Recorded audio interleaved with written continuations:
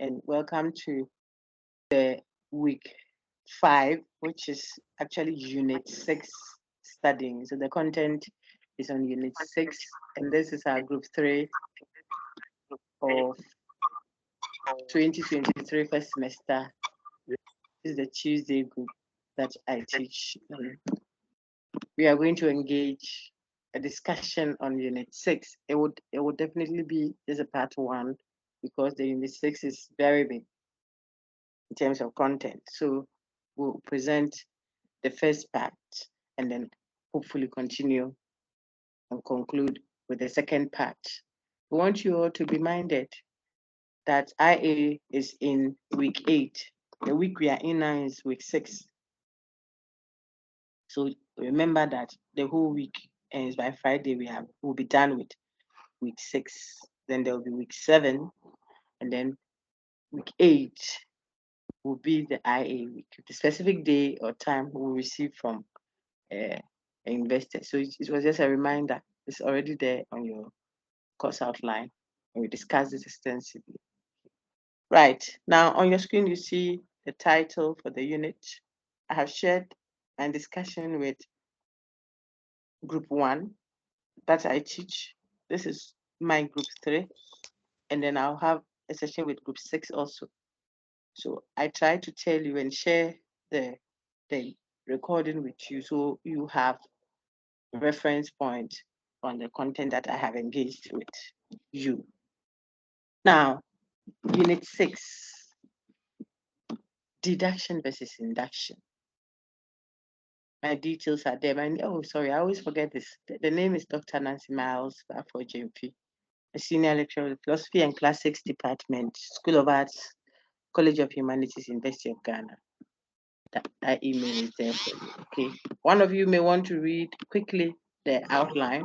I won't spend too much time on the outline in this group because you can always reference what I did with your other groups to know what the entire, corpus of content for the unit would cover.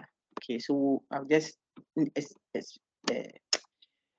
take you through them just quickly. So we go now to the substantive content, and then we can generate a link for others to benefit. Deborah Dako. Debbie, please read for us quickly.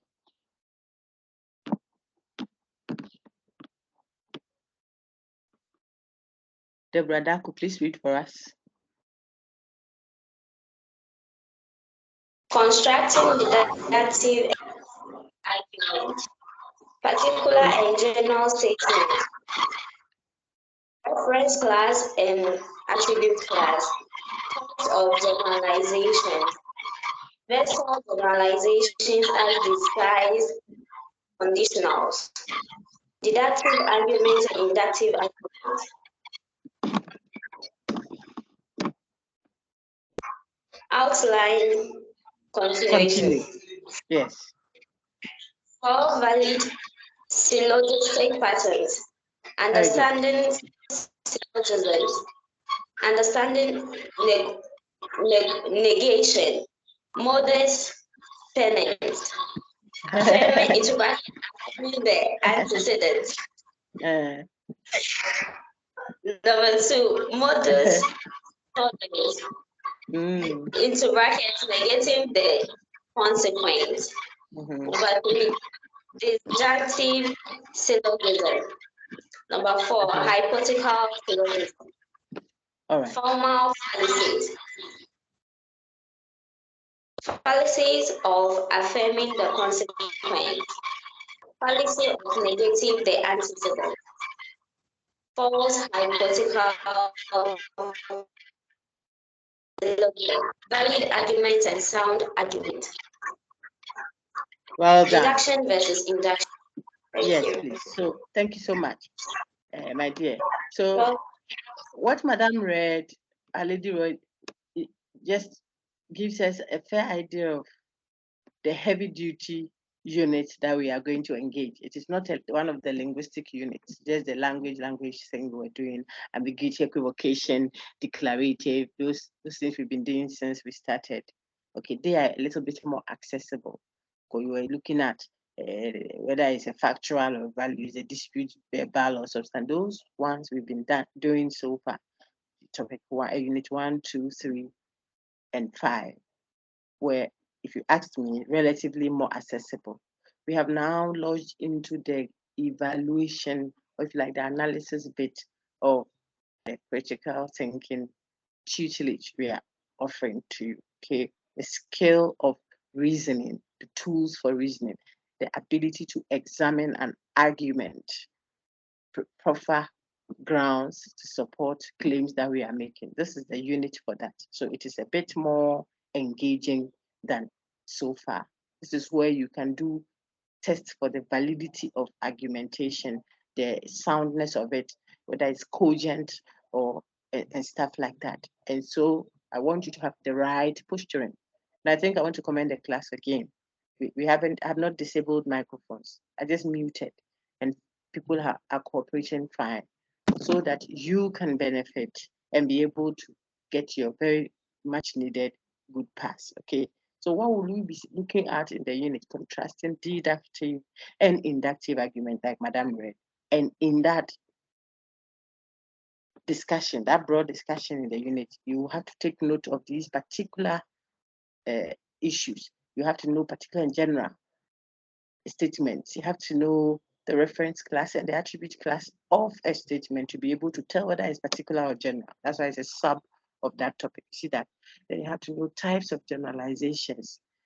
Why do you need that? Because it will help you in determining, for example, whether a reasoning is inductively done or deductively done. So you had one of your colleagues give a response and says that 50% of women are witches, which I asked for an example of an induction before we started our recording, And she says 50% of women are witches. And I've forgotten the exact, but let's say Amma is a woman. So I want to conclude, therefore, that she's a witch. Now, you would see that the person is reasoning with a certain kind of generalization. 50% of women are witches. It's not a universal generalization. It is a statistical one. And so that can influence the kind of conclusion that is being drawn, one, and the degree of certainty or credibility with which to give that conclusion. Okay, that's two, etc., etc. Therefore, you would have to know the types of generalizations. The ones that are universals, you would have to know. Look on my screen, please. I'm speaking to the screen, to content, to put flesh to what Madam read. Okay, so those that are universal generalizations, you would also have to know by the end of the whole lecture on the unit that universal generalizations are also what? Conditionals in disguise. They are actually conditional statement. If you wash my car, then I'll give you 10 Ghana. Okay, that's kind of statement. If you love me, then you will obey me. If this, then that. They are the kinds of statements we call conditional statement. They have antecedent, the if clause, and then what? Consequent, the then clause, put together to create that statement. Okay. Now we are telling you, even here and now, that when you see universal statement, all men are mortal. For example, all metals expand when heated. Women are witches. Apologies, so just so you can you can grab them quickly. Statements that have such universality to it, no exception to the reference class. All women have done this. All metals expand when heated. Such universal generalizations are actually disguised conditionals. They are conditionals that have hidden themselves. They are pretending to be saying, something universal, and but inside it, it is actually a conditional statement. So if I say all metals expand when heated, I'm actually saying if X is a metal, then X will expand when it is heated. If X is a metal, then X will expand when heated. Universal generalizations are actually what? Disguised conditionals. That is so important for your scale of evaluation that will build on. Okay, and then, and in addition, you have to know the main distinction that you can make between deduction and inductive. Even before we go on to emphasize a bit more on what Madam read, I want to ask the class, based on what I've just said in the outline, if I gave you the universal generalization, all cats are mammals. All cats, alonte, jamwa. All cats, cat meow. All cats are mammals. If I give you that expression, which we can all tell now, that is a universal generalization, and I asked you to rewrite it to read as a conditional, what will you say? Raise your hand if you want to react. All cats are mammals. Excuse me, rewrite it to read as a conditional. What would be your answer? Because I earlier gave you some example. If I said all metals expand when heated, I said that means if X is a metal, then X will expand when heated. By the same token, I'm just asking, if I had said all cats are mammals, what would you have said? That is, if you want it to read as a conditional. I see only one hand. That's not too impressive. To get a bit more busy. Okay. Very good. Some few extra hands will do the trick. Very good. Very good. That is called class participation. Okay. Don't get tired or feel that, oh, wait, she understands that. No. I'm assessing the class. I'm an instructor and an examiner. Okay. So I'm looking out for that. That's why if you know it, and as you see how the hands just shooting up, because people know it, they just feel that, oh, I think one or two people is okay. But it's a class. Currently, we are over 350 and still counting. So an assessment is based on that for you to. Well done. So let me take Queenly or says feedback. All cats are mammals. Let it read as a conditional based on just this little introduction. Go ahead, Queenie. If X is a cat, then X is a mammal. Well done. Perfect. I don't have to add anything. And that's how you learn. So I just said that in the introduction. You don't want to wait till we get to that topic proper before you come and listen to that. Okay. That's my point all the time. Oh dear. You should only hear it like they're reading this. Please disable your videos. I beg you, disable it. I always do, but sometimes because of the rush to come and then give you content, the setup issues are not. So it is your responsibility to remember to do it. Okay, so you don't show what you didn't plan to show. Right, so Queenly is correct. And so if I said all cats are mammals, that simply means you say the same thing as a conditional, that is simply saying if X is a cat, then X is a mammal. Okay, X is a cat, then X is a mammal. I want you to get that in very well. So one more example, and then we'll build on that to get a good understanding of antecedent and consequent and the others. So gradually we will be giving ourselves very good ingredients to help us cook our meal that we are planning to put together. Okay, so one last one. If I had said all mangoes are fruit, all mangoes are fruit, rewrite that as a conditional and let me see. And I want a hand up so that I can call person. I see two hands already up and I want more hands quickly. Yabua, I say it's Rachel. Your microphone is not muted, so go ahead. Yabua, Rachel. Open that out. Okay, just muted it. Very good. 12 hands already gone up. Excellent. That is the thing. Okay, Eugenia Morgan, could you open that out for us, Eugenia Morgan?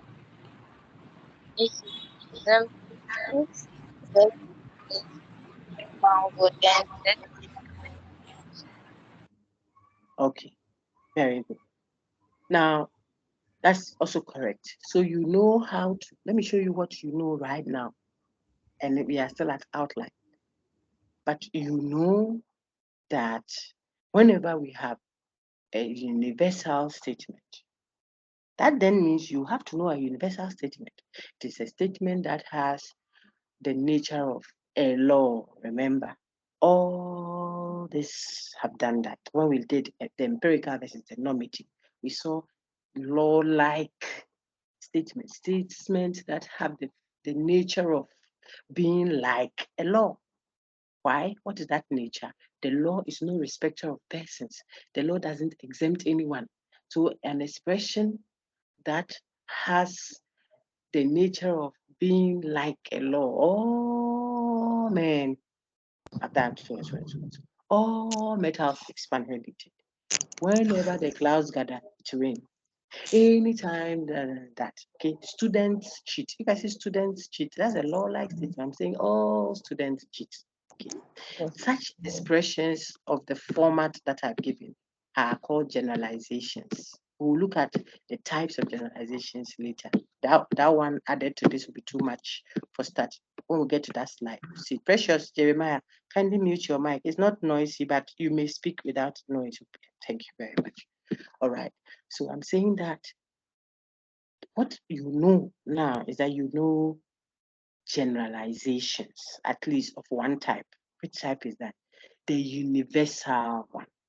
And you can even give examples of it. That's what you know. To start building your confidence in the unit. You know what a generalization is. Two, you know that when you have a universal generalization, which is also called a law-like generalization. So you know that universal generalizations have a surname. The surname, which means it's the same person you're dealing with, just having two labels. And if I don't want to say universal generalization, I would say law-like generalization. Okay. Now, when I have a law-like or universal generalization, it is actually like an if-then statement. It is actually like a conditional statement. So sometimes I may give you a universal generalization. You can open it out and get your antecedent and your consequent. And that is what I want to add, then move on to the slide. The antecedent and consequent that I just talked about simply refer to the if clause of the conditional statement and the then clause. Okay, let's put some flesh to that. So suppose I said, if you washed my car, then I'll give you 50 cedis. I'm speaking to a fine brother at the washing bay. I said, if you wash my car, then I'll give you 50 Ghana. That is a conditional statement. Just like if X is a cat, then X is a mama. We have seen several instances so far, just these few minutes we engaged. We have seen quite a number of conditional statement. Now the if clause, so if you wash my car, the if is the pointer. So you wash my car is the antecedent of this conditional statement. And then I said, I'll give you 10 Ghana, right? The then clause, the statement that follows the then becomes the consequent. So every conditional statement has an antecedent and a consequent. And you need to know that to even start with your evaluation, whether you're doing modus ponens, modus tollens, or hypothetical syllogism, disjunctive syllogism, etc., that you have to know. If the placement is not done properly in your deduction, then you are able to detect what your lady read, fallacies. Okay, so on the screen now, you see that projected. She read it earlier, but I'm showing you that based on antecedent, consequent, derivation, deductions, after, what you take from that to build your argument can help you tell whether you have validly, in other words, correctly deduced, or you have erred in the way you are deduced. When you err, you would commit a fallacy. So a fallacy is just an error in the way you are reasoning.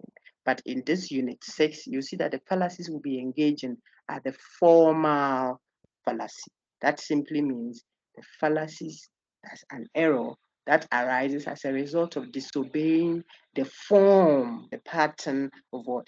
Deduction. There is a way to deduce, but you are not obeying that correct or valid pattern. You have deviated from it, but you are attempting at what? Deducing. So we'll say you have disobeyed or erred in the form of deduction. So this one is a formal fallacy, the formal fallacy that we study in Unit 6. Fallacy of affirming the consequent, fallacy of negating the antecedent, false hypothetical syllogism, are all trying to do the valid one. Look up. The valid ones are the ones at the top there. So for valid syllogistic patterns, those ones are the valid patterns. They are just the form. Think of how you unlock your phone with, a certain pattern on your a keypad on the phone. So maybe you do a Z pattern and then it unlocks. Then your friend wants to totally your information or something. And so she's trying to get into your phone without your notice, but she sees you do the Z, she cannot tell, and she's not doing the pattern actually. She's doing the Z, but maybe she's moving it through to the middle instead of it going all the way down. So the phone is not unlocking. Even though it's a Z, the Z is turned upside down, sort of. That is what is happening in these fallacies down there.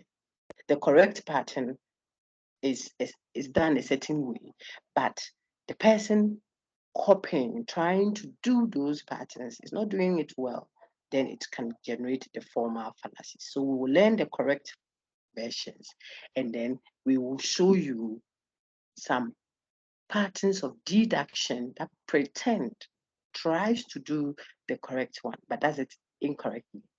And yet it is an error of the form. So we make you take a note of that. Now, all these things I've said would depend heavily on your understanding of generalizations, antecedent, consequent. We can look at the names of the valid patterns, the correct ones. Modus ponens is also called affirming the antecedent. There you go. So you must know antecedent to be able to do a properly done deduction that follows the modus ponens pattern. The modus tollens is called negating the consequent, or if you like, denying the consequent. There again, you see consequent push its neck out there. So you have to know antecedent, consequent. Then you see disjunctive syllogism, and you see hypothetical syllogism. So 4 valid syllogistic patterns. Now, plenty, big words. Don't worry at all. They are not, there's much ado about nothing. Just understand. So for example, what is this thing called syllogism? When you see the word syllogism, you are trying to say syllabus, okay? And you say just the syll, and then you link it with logic, but you don't say the C at the end of the logic. You say logis. So syllogism. Okay. Now what is it?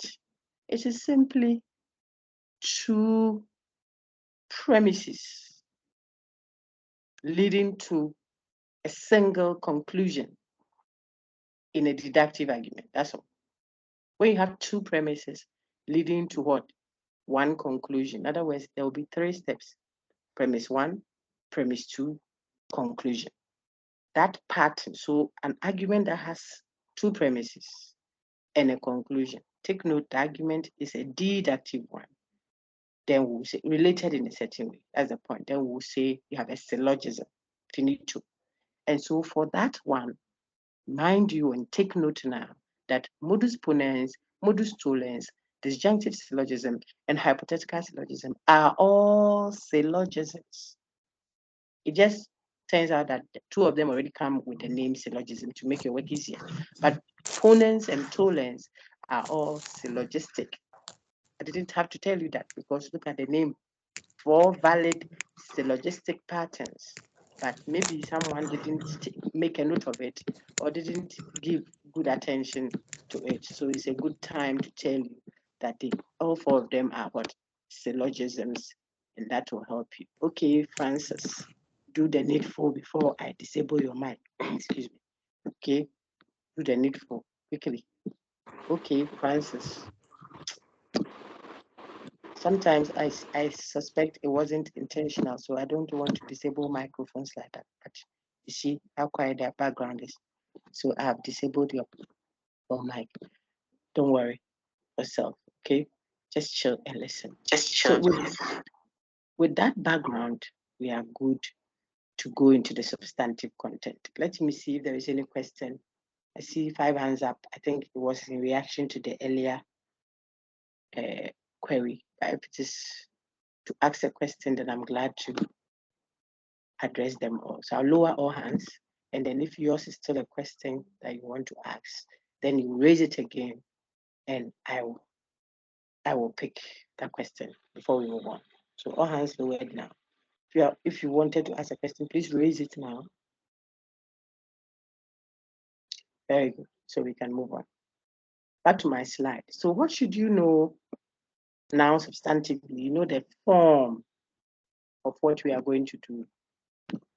What then is the main distinction between an argument that is described as a deduction versus an argument that is described as an induction.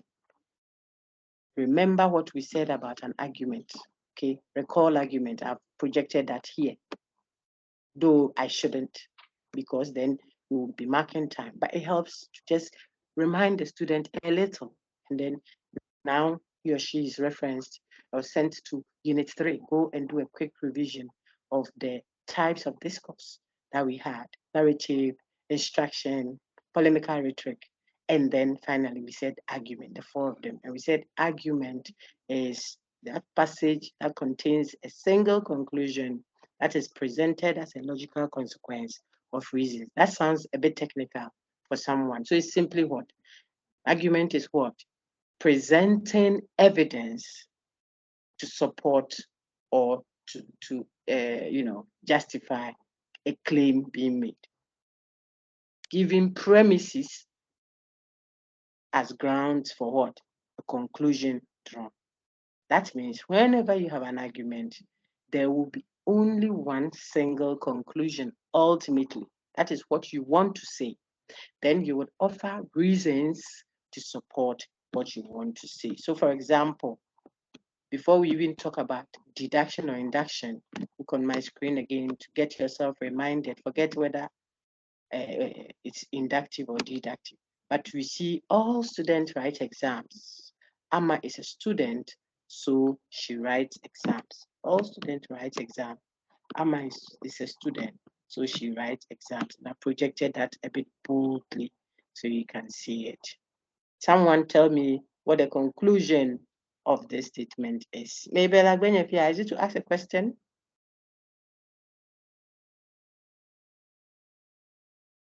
Okay, so someone tell me what the conclusion of what is on the screen is. Samuel Ochre, go ahead. What's the conclusion?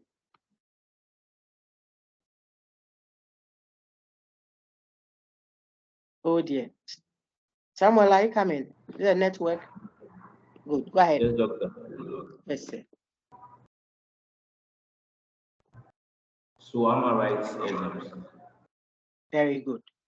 When I ask you for the conclusion, the so is a pointer, it's an indicator. So you don't include the so or the therefore or the hence, but you got it right there. The so only helps you where you can clearly see an argument to see that the conclusion is Amma writes exams. Okay, she writes exams. Those who don't have any idea of what the conclusion, look at the so. Person says, oh, they are saying as reasons why they are saying that Amma writes exams. Their reason is, oh, Amma is a student and all students write exams. So that is why I'm saying she writes exams.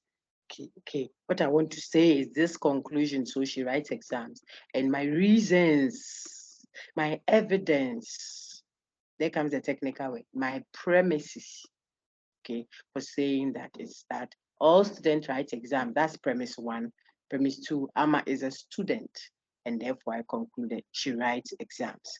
Now, let me check and see if people are there. Would you consider this argument on our screen a syllogism, and why? If you think it is a syllogism, your answer is yes, finito. If you think it is not a syllogism, say no. I want a chorus answer. I'm checking to see if you are there or you are asleep. Everyone unmute and respond. Syllogism or no syllogism? Yes or no? Yes. Yes. Yes. Syllogism. Yes. Yes. Syllogism. Yes. Yes. Syllogism. Yes. Yes. Syllogism. Syllogism. All right. Yes. Syllogism. Yes. Yes. Yes. Yes. Yes. Yes. All right. Yes. All right. That Yes. is very, very helpful. Thank you all very much. If I were grading this as a critical thinking exam, you would see that some people would know the answer and still get it wrong because they are not obeying simple instruction. I said, if you think it is a syllogism, your answer is yes. If you think it is not, your answer is no. Then I said syllogism or not syllogism. And people are saying syllogism. So you would have found that in the possible answers. But I gave you a criteria. We want you to be inclined to be obeying simple instructions. Okay, so the answer we are looking for, I was looking for is what? Yes. Yeah. And most of you, I think almost everyone who responded knows the answer, but some would have gotten it wrong. That's the nature of critical thinking questions. Okay, so a good clue for us there. Now, it is a syllogism, and I think the reason is simply because there are two premises leading to what? A conclusion, and it is a deduction. So it makes it a syllogism. Well done. Now, could you tell me what type of generalization the premise one is? See how we learn? We are connecting knowledge. So the first one is all students write exams. That is the only generalization in this argument. What type of generalization is it? All of you. Universal generalization. Universal Universal. generalization. Universal Very generalization. good. Universal. Universal. Very good. Universal. All right. Very good. Universal. Well done. Universal. Very good. Universal. That is also very good. And I applaud the class for that. Now you see that if I had said all students write exam, and then I want you to tell me what the antecedent of that statement, all students write exam, is, what will it be? You have to open it out first and foremost to read as a conditional. Okay, that simply means open that universal statement out. Let it have the pattern, if so and so, then so and so. That way, you can clearly tell what the antecedent statement is. That will be the if clause. So you take away the if, and then the statement there will show you that this I am the antecedent. Then the then clause will show you that I am the consequent. So all students write exams. It's a universal. If you want to open it out, it will be what? If a student, then X will write exams. That way, I'll clearly know that X is a student, is the antecedent, and I am free. You need that skill to be able to do easy deductions, which hopefully next week we'll delve deeply into. So I'm giving you the working tools now. So try your hands on this. I've done the answer for the all students write exam, but show me the antecedent of the statement. Uh, I'll give an easier one first. So let's give it a typical conditional first. So what's the antecedent of the conditional? If you love me, then you will obey my commandments. If you love me, then you will obey my commandment. This is Jesus' words. Okay. What is the antecedent? Again, I would love to have a chorus answer. So mute and answer. I'm trying to check something. Go ahead. If you love me, If you love You me, will obey my commandments. you if obey you my keep my commandments. commandments, then you You love love me. me. Antecedent. If Very you good. keep my Very commandments, good. then Now you love listen. me. Uh-huh. If you If love It's me. X, why. You love me. So there can't be if anything. All right. Listen, everyone. Well done. I think a few got it correct. Others also know it, but they are adding something that shouldn't be there. And those are the things I'm looking out for to wash them off with an abrasive for you. I'm scraping them off cry.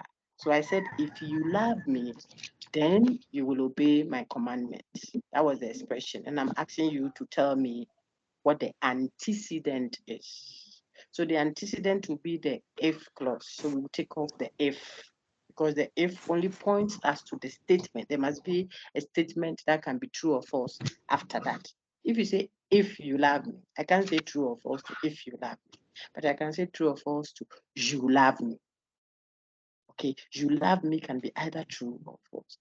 So the if points me to the antecedent.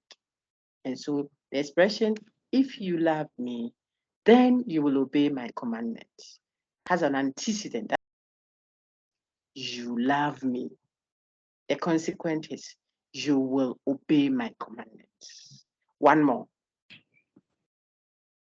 If it rains, the ground will be wet. What is the consequence of this statement? All of us. The The ground will be wet. The ground will The be ground will be wet. The ground will be Very wet. good. The ground will be wet. Very good. You see, The ground will be so right. yes, sir. To be People wet. are at their various homes, you are not together. But because, yes, madam, it's correct. Because you are building a certain level, yes, sir. You are building a certain level of understanding. You see that we are going together. The unit will not overwhelm us. Not lie. We will sit on the unit like something and overcome. So that is where we have reached. We can tell antecedent and consequent. If you gave us antecedent and consequent disguised in a universal statement, we can unwrap it, open it out, and show that this is really saying if this, then that. And based on that, we can pull out the if clause and know our antecedent. We can pull the then clause and know our consequent. Okay, so those two that we did were quite easy. Now we want to build on the level of difficulty. Okay, so let's go into a universal statement. Okay, the one that we said is law-like. Then you will now tell me the antecedent and consequent. The ladies will do the antecedent, the guys will do consequent. And I'll this time around ask particular people to answer so that those who are still trying to come along, perhaps they are not getting it, can hear exactly which answer it is that is correct. Okay, so we have a deal. Ladies, antecedent, guys, consequent. What are we looking for? I'm going to give you a universal statement. Then you will open it out into a conditional and then pull out the antecedent. If you add the if clause to it, the word if to it, I'll give you wrong because we have gone past that now. If it is consequent, I'm asking for, and you add the then to it, it will be wrong. Now, the universal statement that comes to mind immediately is men are bullies. Apologies, guys. Men are bullies. And let's use a uniform name so that our answers will be relatively homogeneous. So let's say Kwame. Starting point is men are bullies. Use the variable Kwame so that instead of X, we will all have Kwame. Now, brothers, you are doing the consequent. That was the deal. Ladies are doing the antecedent. The universal is men are bullies. I want a gentleman to tell us, no, the ladies should do DS first because DS is the antecedent. Any ladies don't shy us. So this is a ladies class. Emanuela Eusi, what's the antecedent of the universal statement, men are bullies? Please unmute and give it to us. Kwame is a man. Excellent. And then a gentleman to conclude that for us. Give us the consequent of that expression. Raymond Akwa. Kwame is a bully. Excellent. We are done. Did you see what you just did? That is how you are going to do your deductions. When we start, and I say create a modus ponens valid pattern using the variable this. Stuff like that. You have to make sure that it is devoid of all the skills of the fish when you are going to use it to prepare food, and the food looks elegant and beautifully done. You don't do deduction. Then when we say all metals expand when heated, you say X is a metal, then you put if X is a metal. That is not an antecedent. So your deduction won't even flow. Very good. Now we can want some more flesh. Good job. So If we know an argument and we can tell the premises from the conclusion, we've done a quick revision of that, and then we are now going to look at two types. Of course, we saw this in Unit 3, and I knew that I'll come to it. So as I taught in Unit 3, I expanded on this. If you are in this group, well, you would have seen the two types of argument already. But we are now refreshing our memories on it to build on, to go and do our evaluations, validity check, sound check, etc. I want a very good reader to read what we have on the screen as the main distinction between deduction and induction.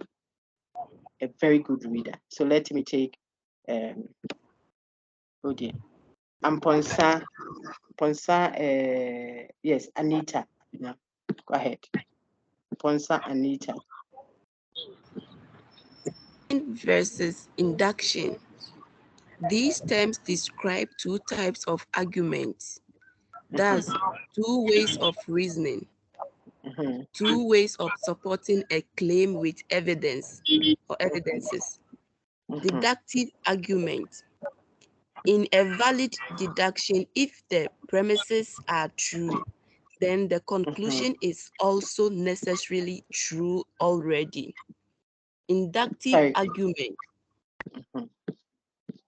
The conclusion may not necessarily follow, may not be true, even if the premises are true.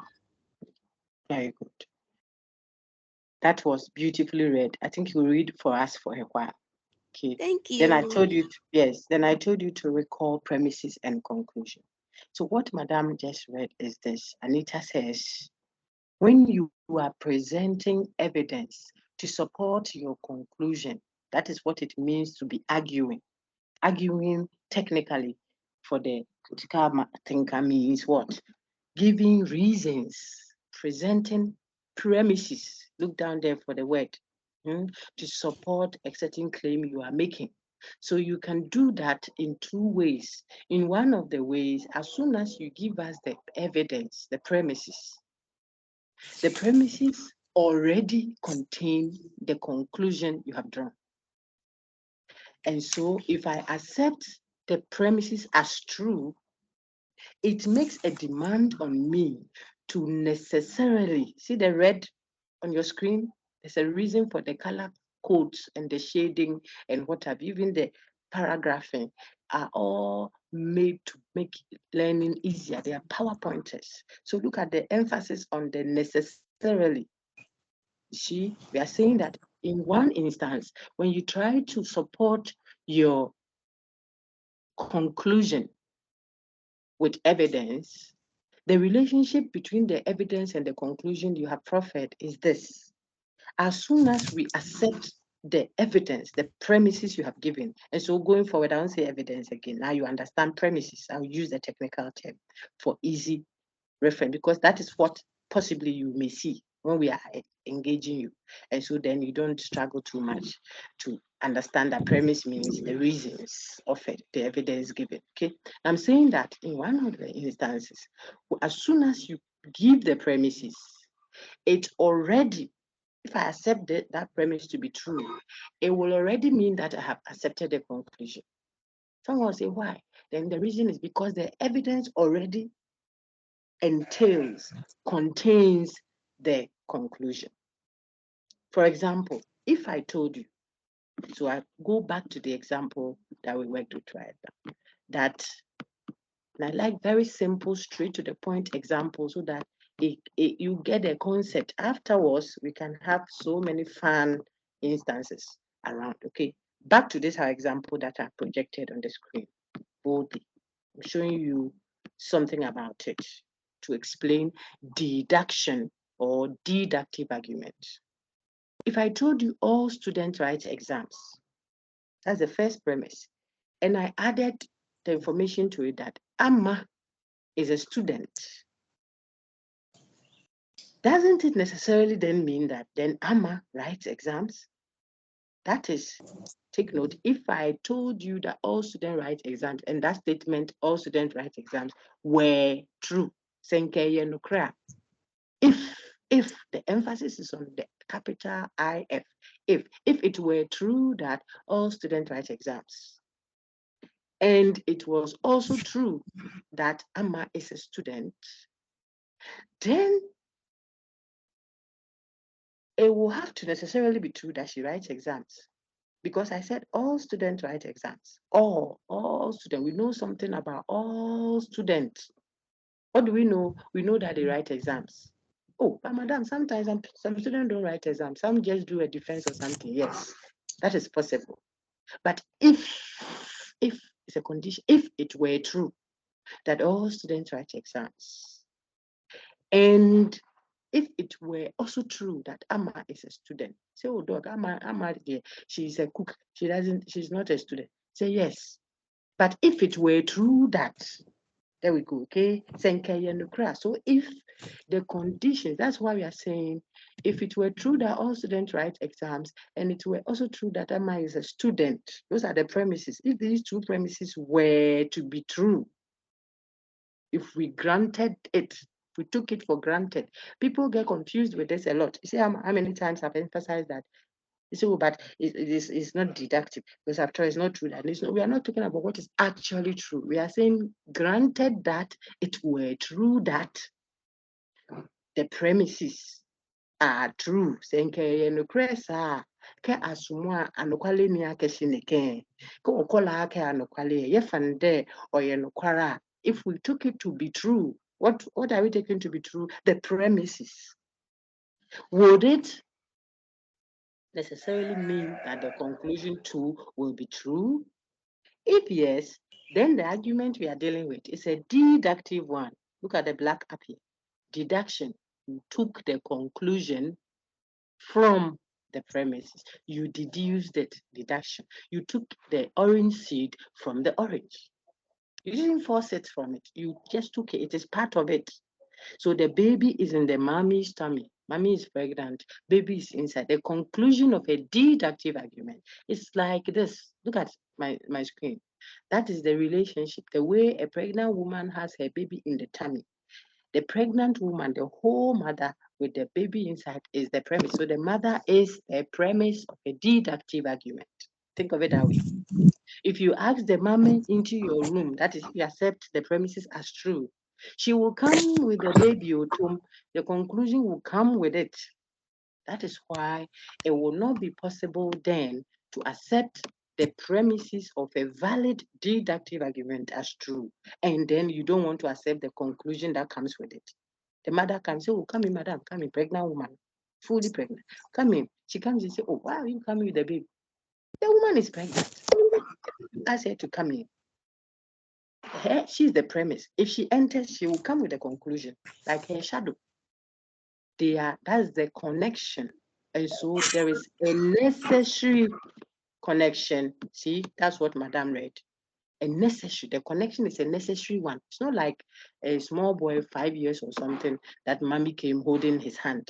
You can say, oh, please, this one is adult talk. Let the child wait outside at the reception. Mommy can go outside, drop the baby, and come in.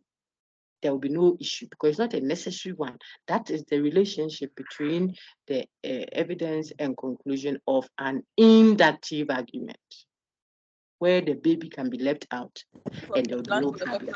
And so if you got that symbolism, then you can now understand what we mean when we say an argument is deductive. Madam read it, so I'm going to put that for you. Eric, I just disabled your mic.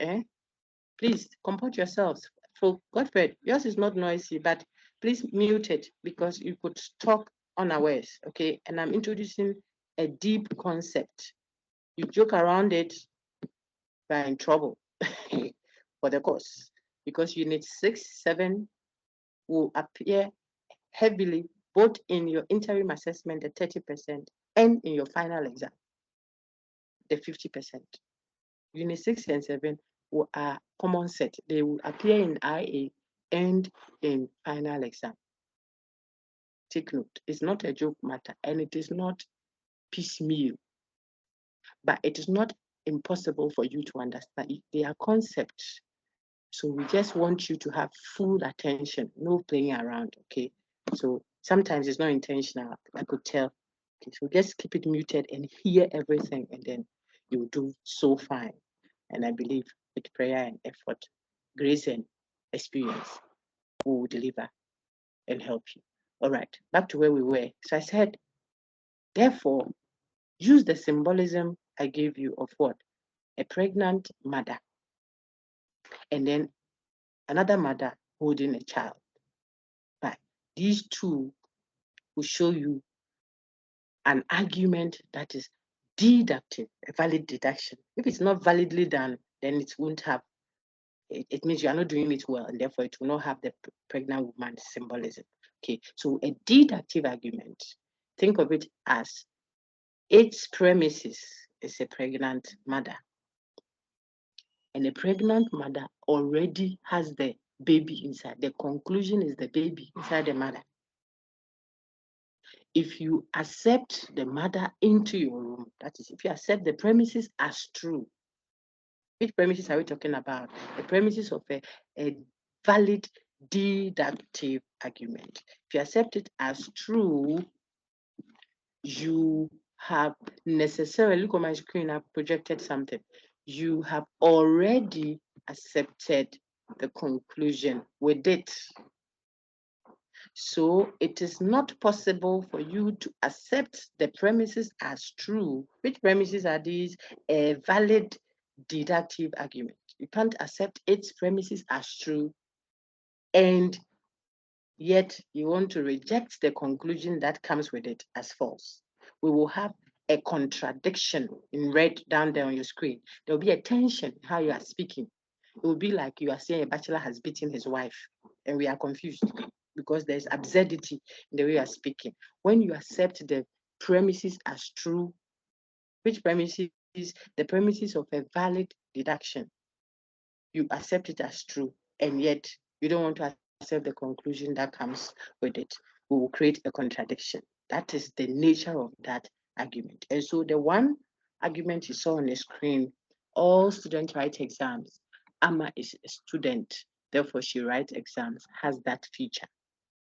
If all students write exam, if, sorry for shouting it, but I want you to get it. If we didn't say all students write exam, it's actually true or actually false. So I can say women are witches. Nancy is a woman. It will follow then that she's a witch.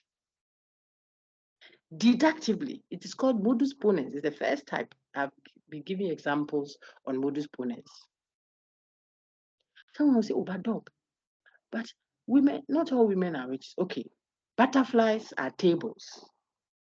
My lecturer is a butterfly. What valid conclusion will follow immediately? All of us. Shall I say it again? Butterflies are tables. My lecture is a butterfly. Conclusion. Therefore, She's a table. She's a table. my lecturer The will therefore be a table. table. A table. Hey, who said? And that is valid. My Yes. lecture And is the table. yes, please. Hey, I'll mark your work. Have you forgotten that I'm the one who mark? Don't mind me. Okay, but you see how absurd it was, yet it's valid. So you see why we say deduction is topic neutral. When you are deducing, we are not looking at the subject matter. I'm not going to say, who said butterflies are tables? Who said human beings fly? No, it's not whether it is actually the case or not. No. We are looking at the pattern. If we were to assume that the premises were true, would it lead necessarily to this conclusion? If yes, then it was what? A deduction, validly done. If no, then it was not a deduction. It's induction. Finito. And so what? And so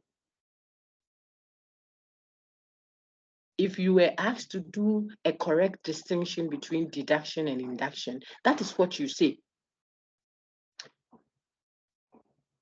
The premise of a valid deduction proves its conclusion. The word is proof. It proves it, certainty. You see, whereas for induction, where it is possible for the premises to be accepted to be true, and yet the conclusion can be rejected without any contradiction created. Look on my screen now. Most Ghanaians are hospitable. Like Madam, the example Madam used, she used 50% of women are witches, and we said it is not necessarily a question of truth. So don't get yourself worked up over there. Just chill and learn. It's the pattern. Okay, so the sister said 50% of women are witches. I have forgotten all this, but the next premise said Amma is a woman, therefore she's a witch. Now, even if we granted it to be true, that 50% of women are witches, and we also said Amma is a woman, it doesn't necessarily mean Amma must belong to the 50% who are witches, because she could still be a woman, but be in the set of the 50 that are not included in the premise given. So this reasoning is an induced one. Induction, from the word induce, to force it. Forcing the conclusion out of the premise. It's not part of it. Like the way, excuse me, you induce vomiting when someone takes in poison and you want it to come out. You can give the person palm oil or something, I'm told, and you see that the person will all of a sudden be forced to want to vomit in the bid to save her, bring out the poison. It wasn't that a part of her, it was induced. So inductive argument simply means the conclusion you are drawing is not necessarily, see the way I'm speaking, it's not by force, certainly a part of the premises. No, you are forcing it on the premises, like the way some sisters force themselves on some brothers. There is no necessary connection, cry. Sister, they force. Okay, if you remember that, then what does that tell you? That means you could therefore accept the premises of an inductive argument as true, and yet the conclusion being drawn, you can reject it as false, and there will be no contradiction created. That is what makes an argument that is inductive different from the one that is deductive. See those two fine examples. Now on the screen, some two other sets, and then we can add some more very important content. And again, I want to commend the class. This is beautifully done. The way you are quietly listening and still engaged. There are about 380 of us. And it is as if I'm talking to two of my MPhil students or a PhD student in a seminar. That's beautiful. That's commendable. Okay, so keep it up. Now we want to continue. Now, see, inductive argument again, another example to show you that I could accept as true the premise in example 3 on your screen, and I will not be necessarily obliged to accept the conclusion that is being drawn there. I can say, okay, let me grant that it is true that the security man was the last person who left the building yesterday. He said, since the security man was the last person who left the room yesterday, he stole the project leader's laptop. The conclusion is he stole the project leader's laptop, and I know you know that. The evidence or the premise I'm giving is since the security man was the last person who left the building, he stole the laptop. Now I can say, okay, let me take it to be true. I'm the boss, and they come to tell me that. I can say, well, I don't think he's the one who left yesterday. He was the last person who left yesterday. Because if you saw him as the last person, then you were the lastest person. You are even a suspect. But you let me grant it that it's true that the security man was the last person who left the building yesterday. Granted. Doesn't necessarily mean he stole the project leader's laptop. There's no necessary connection. Okay, so this conclusion I'm drawing is an induced one. It's an induction. It is probability. There is a degree of likelihood that security man can be accountable.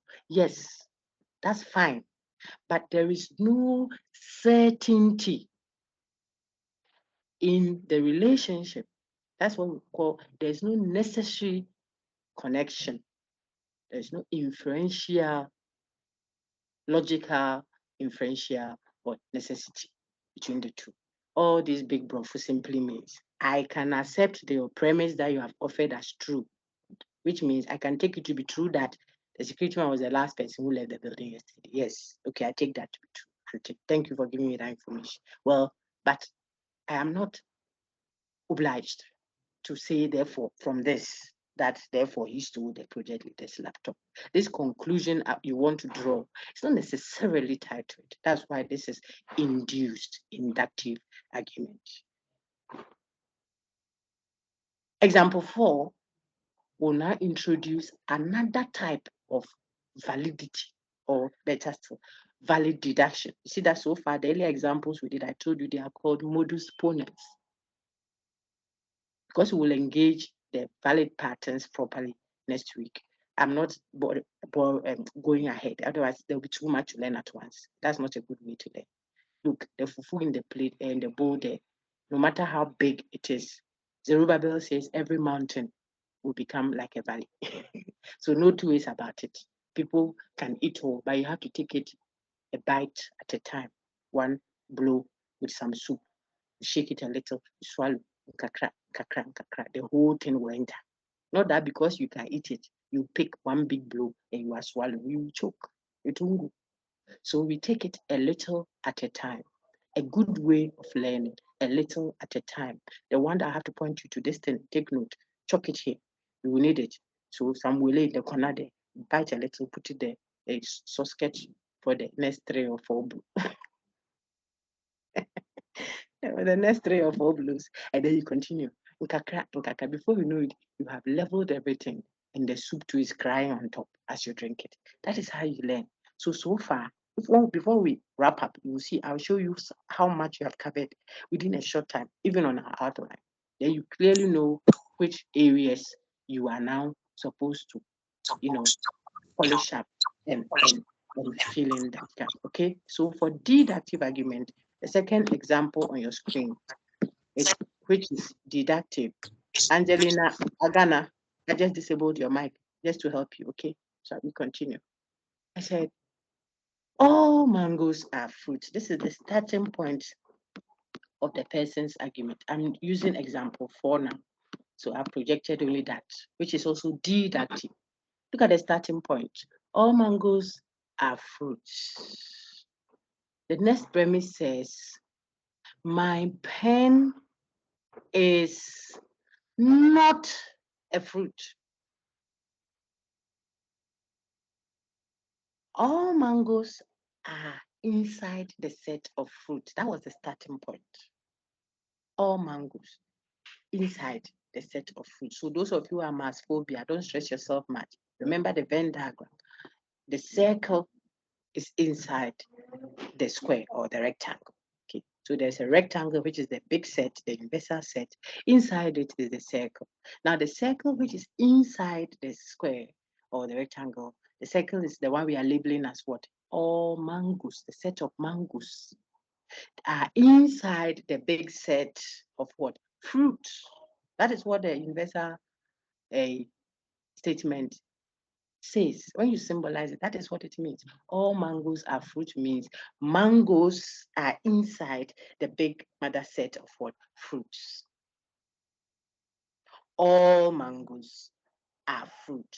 What does it mean? The set of mangoes is inside the set of fruit. That's the first premise. Then the second premise says, my pen, P, a particular thing, P, is not a fruit. The big rectangle is what? The set of fruit. So pen is outside of what? The big rectangle. It's not a fruit cry. Doesn't it then follow necessarily that then it is not a mango? It does, because mango circle is inside the rectangle. Now you tell me the particular thing, pen, is not even in the rectangle at all. It's outside of it. Then it will follow that it is not inside the mango, because the mango set is inside the rectangle. That is why this is valid. It is valid by modus tollens. The earlier one we did says all students write exam. The same principle. So I wrote there. There we go. All students write exams. So all students, the set of student circle will be inside the set of what? Those who write exams, rectangle. So S circle, S is inside rectangle E for exams. That is all students write exams.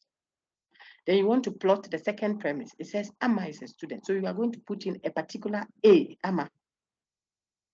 Where should we put Amma? Inside the circle. When we put Amma inside the circle, which is the set of students, we have represented Amma correctly. Okay? Because we said Amma is a student. So inside the circle of students is where you should put Amma to correctly represent Amma as a student. As soon as you do that, doesn't it follow then that Amma is already in the rectangle, the big set of those who write exam? It will follow so. So it will also be valid, but this validity is modus ponens, the first one.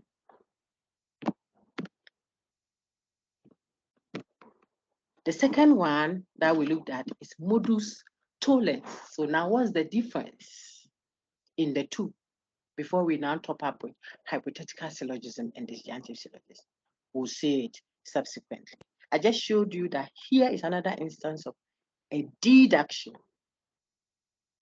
Why do you call it deduction? If it is true what the premises are saying, then the conclusion becomes necessarily true as well because of how they are related. That makes it what? Deductive. For inductive, even where we have accepted the premises as true, we are still able to say, well, but we don't want to accept the conclusion that comes. And there is no contradiction feature. Then it is what? Inductive. Very good. And so I've belabored that point, and there is no way anyone will feel that, oh, it was rushed to know. We have said the same things differently, just to help understanding. And it is the contradiction on your screen. Then we said what? You should not, I've talked about the deduction being topic neutral, and therefore when we confirm, we haven't,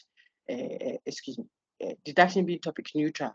So you don't have to necessarily make meaning about the subject matter, because deduction is not really looking for what is true or false actually. It's just using variables. So as we build on it, you see if P, then Q. P has happened, therefore Q should follow. Now you'll be using variables, P, Q, R, S, T, and stuff, and the meanings won't change, because deduction is just concerned about the form, the structure. Look on your screen, please. The form, the structure, the pattern of thought, and not necessarily on what? The subject matter. Okay, take note of that. So here we are on your screen. What shouldn't you say is the way to distinguish deduction from induction? Don't distinguish them this way.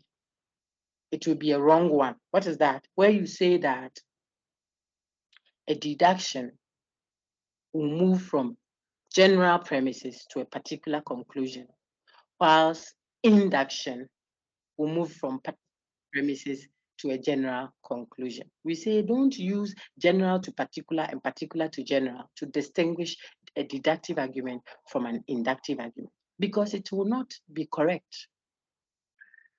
It will be true only sometimes, but not all the time. Just like you shouldn't say what makes a man different from a woman is that men have short hair and women have long hair.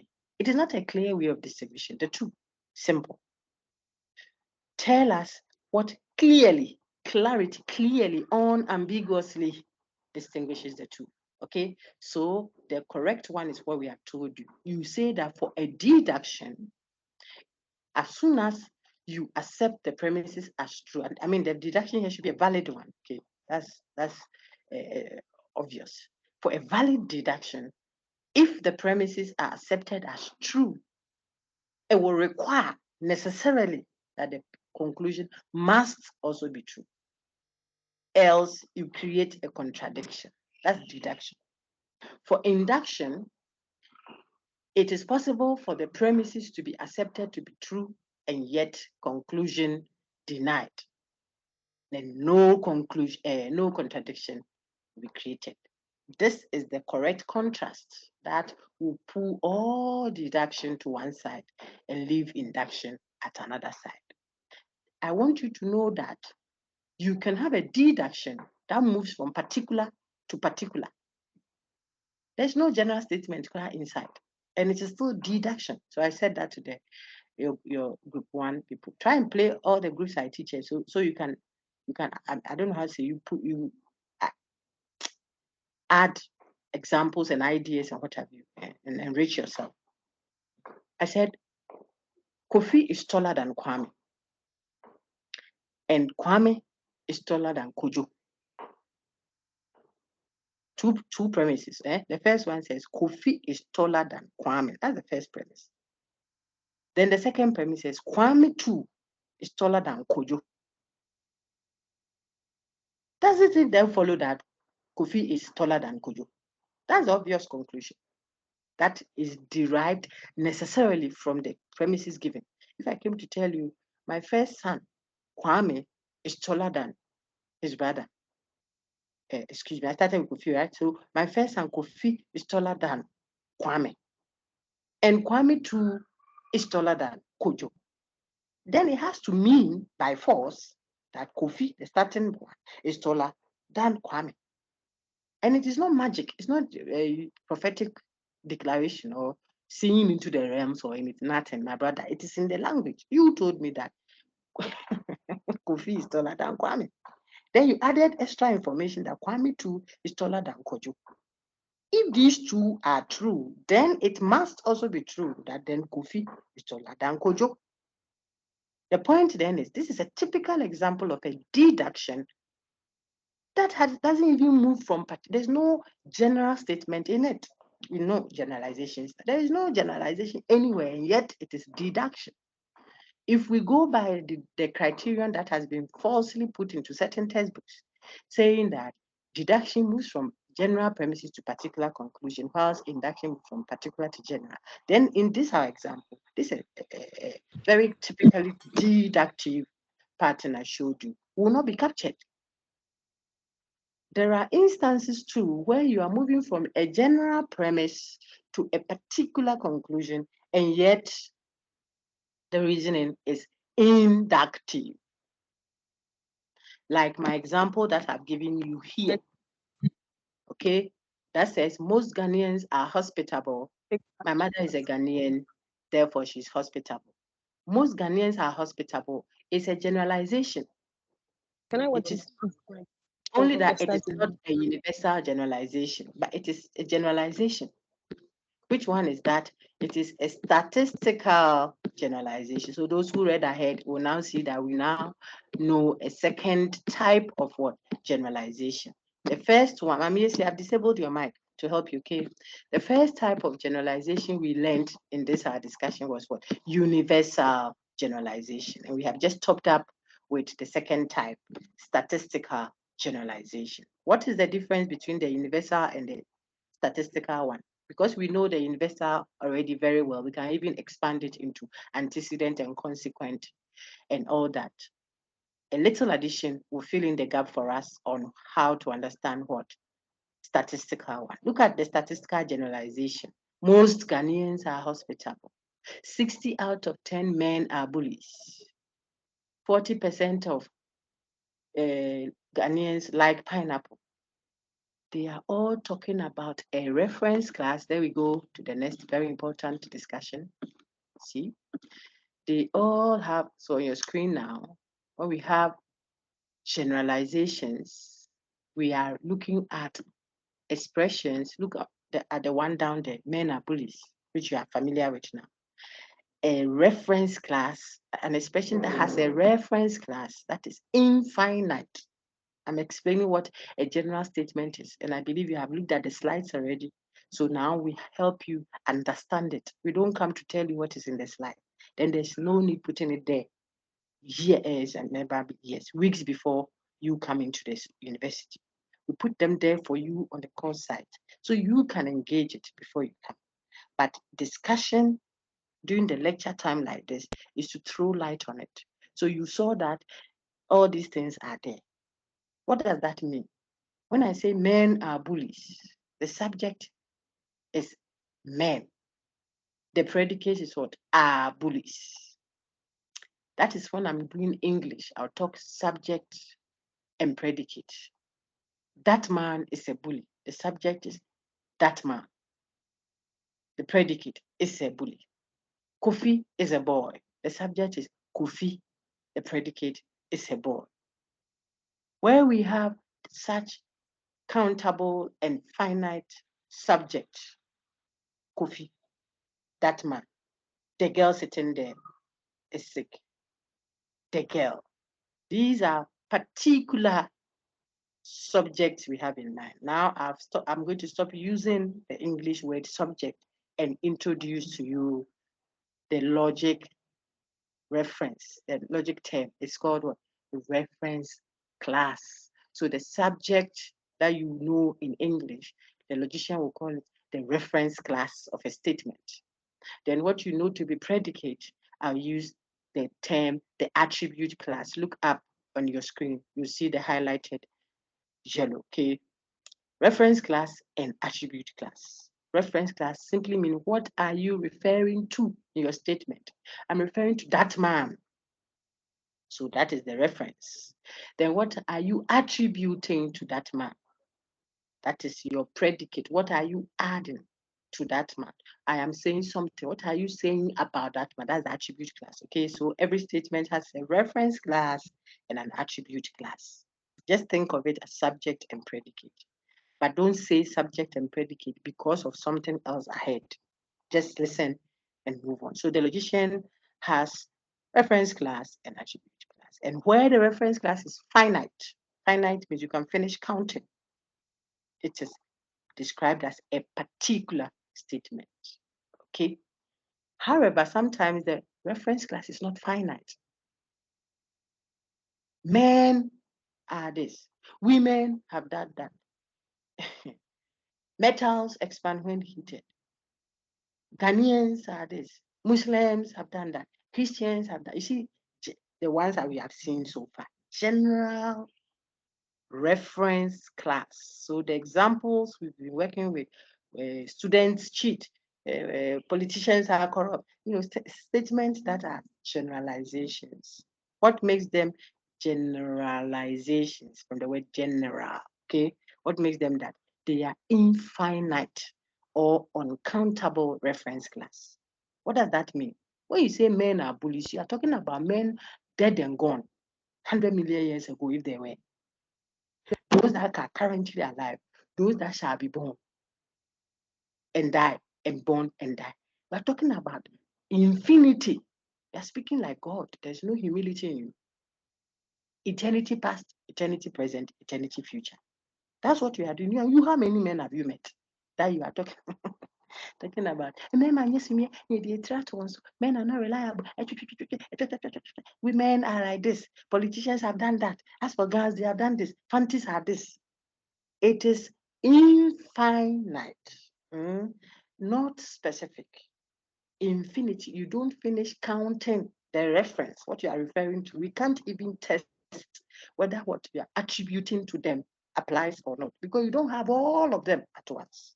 Remember the normative versus the empirical when we were studying Unit 5. The potential of a counterfactual.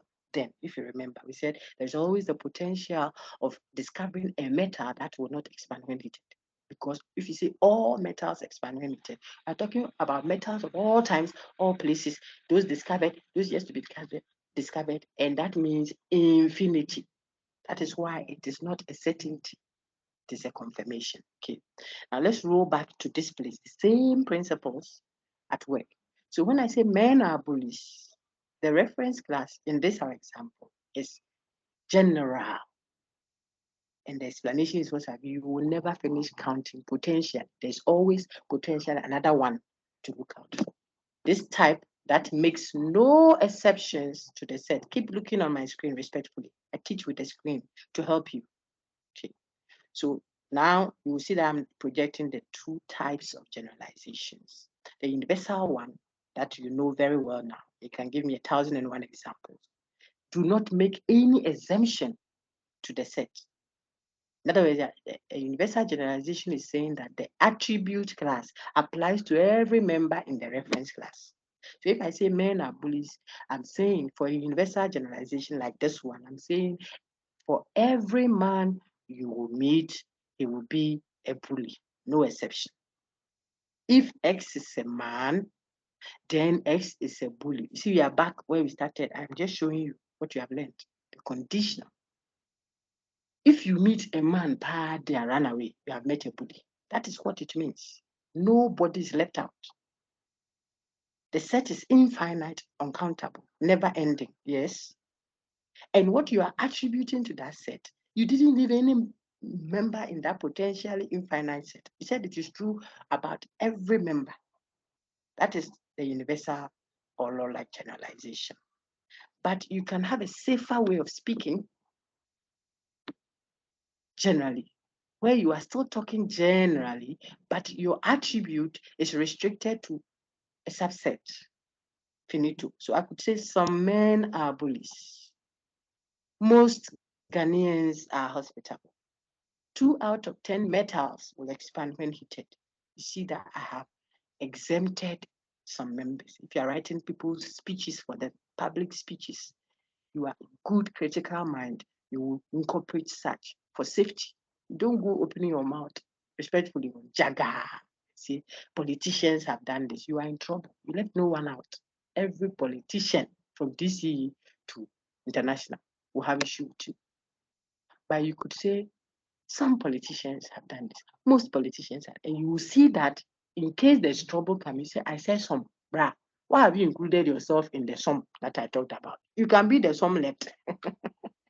And you are seeing the reference class then, referencing your red highlighted portion down there. The reference class, remember, that's like subject in English, the subject predicate. So the reference class then will always tell you whether a statement is general or particular, and will even go further to tell you what type of generalization that is. Good job. Some practice questions to test your understanding of general, particular, antecedent, consequent, etc. But I want to pause and take questions before we practice with these few ones, and we are so done. Do you have any questions? Permit me to lower all the hands that I see up now to be sure that we don't have a hand up. Then when I ask whether there is any question and a hand shoots up, then I'm sure the person is trying to ask a question. So now I can ask any questions.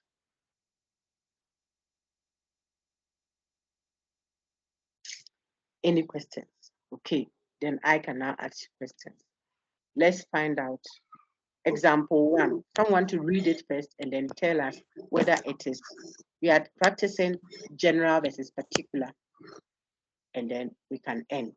Okay. There's the activity is on page 191. General versus particular. Everybody, Daniela, please go ahead for me. Sia is there.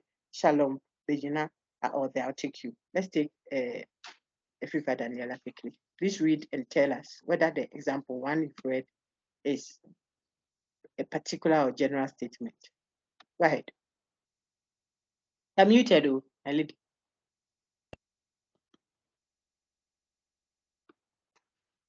Oh, everybody, Daniela, please quickly, Pa. We have to move on. Okay, Amponsa. Amponsa is able to unmute her mic now. Anita, so go ahead. Please read the first one. The disease is contagious. It's good. A particular statement. Why? It's correct, but why?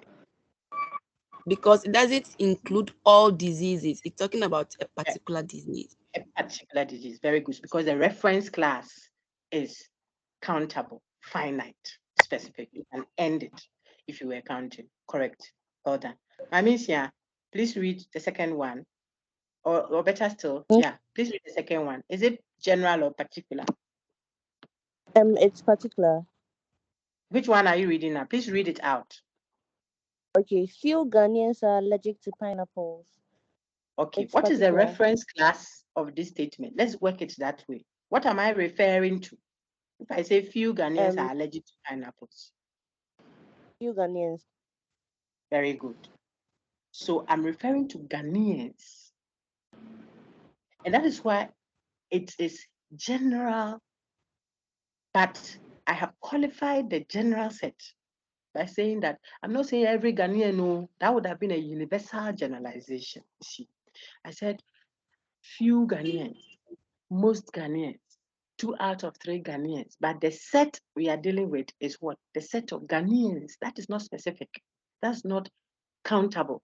It's potentially a matter of infinity.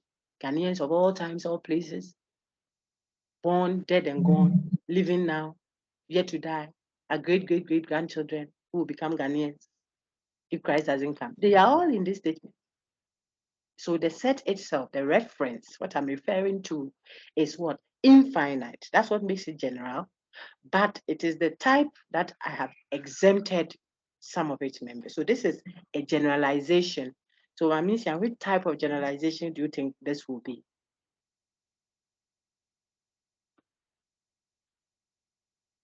Definitely not the universal one. So which one will it be? Oh, sorry. Which one will it be? If it's not a universal generalization, then which one will it be? Anyone? Jonathan? Statistical. Statistical. Very good. So that's a statistical generalization. Particular.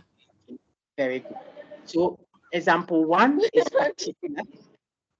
Example 2, few Ghanaians, is a generalization. So at which type? The statistical one. It's a statistical generalization. How about example 3? Let's do some cross answers quickly so we can move, and then I can get a fair idea of the Particular. class. Okay, so example 3 says, very good. The liquid in that ball is poisonous. So that is very good. You see that I put verifiable and consumable there. You need that in unit 7. So it's a particular statement. Example 3.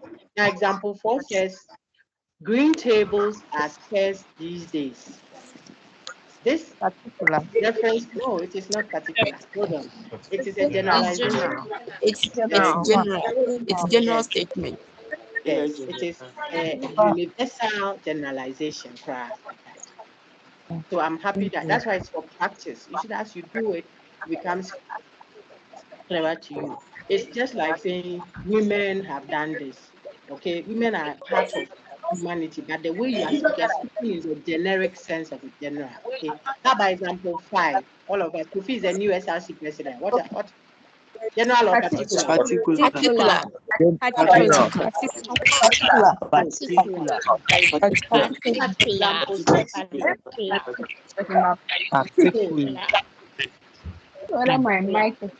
Very good. You are doing well. I muted you for a minute. Listen, you between 6 and 7, between example 6 and 7 is a controversy that will settle shortly. Example 6 says, all voters prefer a recount of ballots. All voters prefer a recount of ballots. And verse 7 says, all the voters interviewed said they would prefer a recount of the ballot. Now, is 6 general or particular? General. Which type of generalization? Correct. Universal generalization. Universal. Very good. Very good. The surname for universal generalization is what? Law-like. Law-like. Law-like. Okay, well done. Then now we move on to example 7. It presents itself as if it's speaking like the one that spoke in example 6. Now look at what example 7 is saying. All the voters interviewed. Is that general or particular? Particular. Particular. It's a very good class. I wish I could say clap for yourself. Pa, pa, pa, pa, pa, pa. You have an very good. You can also react with your clap on the screen and fill the screen with a lot of claps, or you know how to do that. Where the smiley is, you find your clap. There's the laugh, there is a thumbs up, and you clap, and I just clapped over there for the class. So you can do the same for yourself, just to feel good online. That was a particular statement. Example 7. Yeah. Okay. So you've seen why. Why is example 7 particular? I want one of you to say that when we are done. Is that wisdom? Vote Okay, Because wisdom, go not ahead. all What the is that wisdom? voters were interviewed. The reason is because we said all the voters. The voters is a specific reference class, a countable, finite reference class. We use the language to do that distinction easily. The voters, all the voters. That is countable, specific, finite. Okay. And therefore, because of that, you can finish counting what you are referring to, reference. So example 7 is a particular statement. Example 8 says no student registers unless forced. That is a generalization. It's saying if X is a student, then X will not register unless you force it. It's a generalization. A universal generalization. Very good. Whereas example 9 says none of the students in that class, what we are referring to is specific. None of the students in that class registered. There may be 100 million students that you will finish counting. The reference class is what the class you are referring to. Okay, so if I say none of the students in that class, this is a particular statement. But if I said, like I said in 8, no student registers unless forced, I'm saying if you found a student, he will not register that unless you force him. Speaking for all students of all times, all places, those who are yet to even become babies and grow up to become students. I'm speaking about them in example 8. It is a universal generalization. Take note, look at that. It is a negation one. It's not used in the next week. You see that touch on universal negations and universal affirmations. They are all universals, but if I say all so and so have done so and so, that is a universal positive affirmative. All women, that is all voters prefer a recount. But if I say no voter prefers a recount, it's still universal, but this one is a universal negation, not a universal affirmative. You see so many things, ingredients I'm giving to you. The very last one, and then I shut up and you go rest. 80% of all retail stones are not real diamonds. Is this general or particular? Particular. What's the reference? Particular. 80%. Otherwise, you won't do well. 80% of What's the all reference retail. class? Particular 80%. It's What's the generalization. reference class? I'm referring to 80%. I'm referring It's to 80% of 20% of all retail. Very good. The person who is speaking now is the one answering the question. 80% of all retailed stones. That's my reference. Is that general or particular? It's general. It's general. It's statistical generalization. Very good. It's a statistical generalization. So first and foremost, it is a generalization. Which type? The statistical one. Look at what the reference is. That's why I said take note of reference Okay. You see that? So more practice for you when you go for tutorial this week. Attend any of the tutorial links. TA Isel is there, TA Agnes, TA Benes, TA Selma, and the whole team, TA Lucy, TA Naomi, they are there. The links are there. And TA Johnson, I think I left him out. They are there, seasoned, well on what expression, we know the stuff. So if you say, please, can we practice more of the particular versus general? They will help you out. If you have a specific question that you think are not, it's not clear to you, you ask them during tutorial. Tutorial is just for question and answers. And so they are not there to show you that they know. They don't do a lecture. So you have more time. You just go with particular questions on the units discovered, discussed so far. And they are spot on with helping you do your best. Our target as a teaching team, both lecturers and teaching assistant, is to get a lot of students that made perfect, good grades in the course. A, Adam, Adam. B plus kakra. We don't want father, Ima, dada, father, Ima, dada. No, we don't. We don't want this. So we are doing all we can to help you, but you earn it. And that we believe you are capable of doing. I wish you all a wonderful, wonderful week from today onwards. The Lord Himself preserve us and give us victory as we do our best in studying. All the best. Anita and Boyce, your hands up. I saw several hands. Doc, I think that tutorial will do a lot of the job. Doc, can I please say something? Please go ahead and say it. I just want to say thank you very much for the videos you upload, because for the 5 past week, I've not been able to join the virtual online lectures, and it's only today, but I've been engaging that, and at least I've covered most. So God really bless you. I Amen. Thank you so much. I'm sure you speak for a lot of people.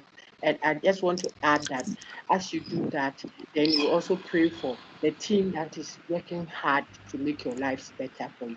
For you to be critical thinking. Gracias y es un placer, mis latinos de Randa en español. Hey, Monsieur. Yo, thank you all. Have a wonderful All the best and take care.